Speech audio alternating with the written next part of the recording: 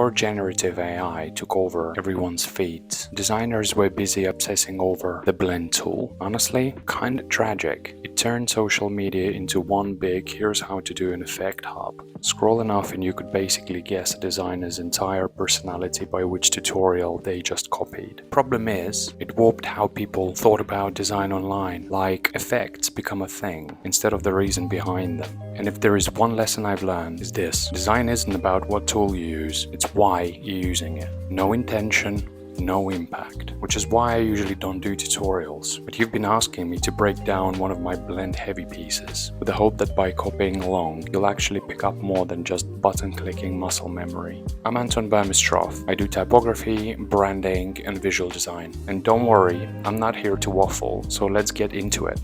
I almost always start with paper sketches, low effort way to test if the idea even deserves to exist. Once I'm convinced, into Illustrator it goes. Thick strokes first, then balance the letters, expand the shapes. The concept here is tape-like letters folding over each other.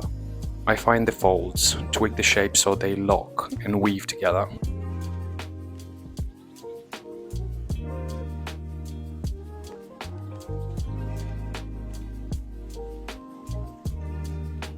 Next step is light logic. I add black to white gradient, shadow versus light, so later my layers actually separate.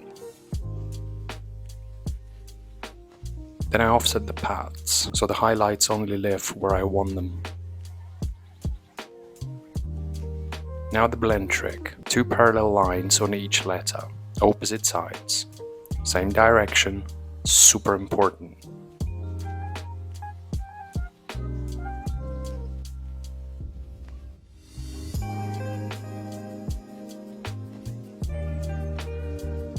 Then blend options, 10 steps, more if you like extra.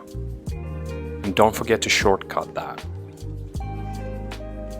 Bang, bang, bang, bang, bang, bang.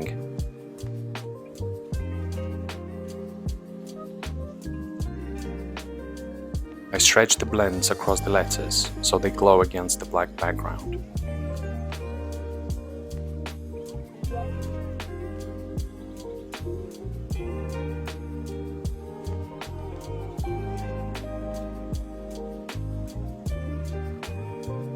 Then I thicken the first line in each blend, because nothing is sexier than a nice stripe ramp up.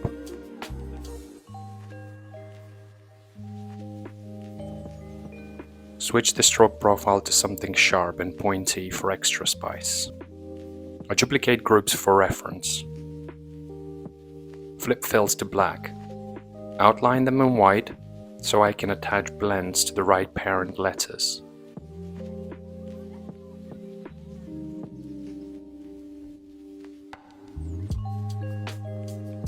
Then I hide strokes, bring back my safe letters in red as guides. And start outlining everything in thick strokes to fake a glossy bevel. Tasteful bevel, not 2009 word art bevel.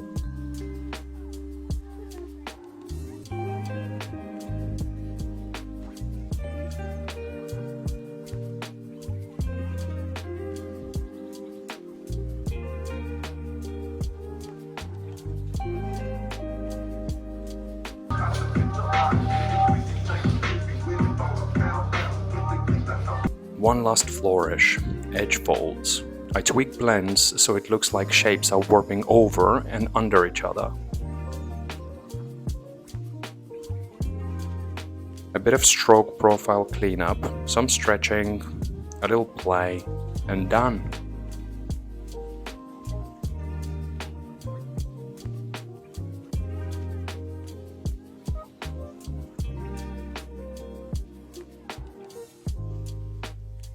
So yeah, a cheeky nod to the blend tool trend spiral.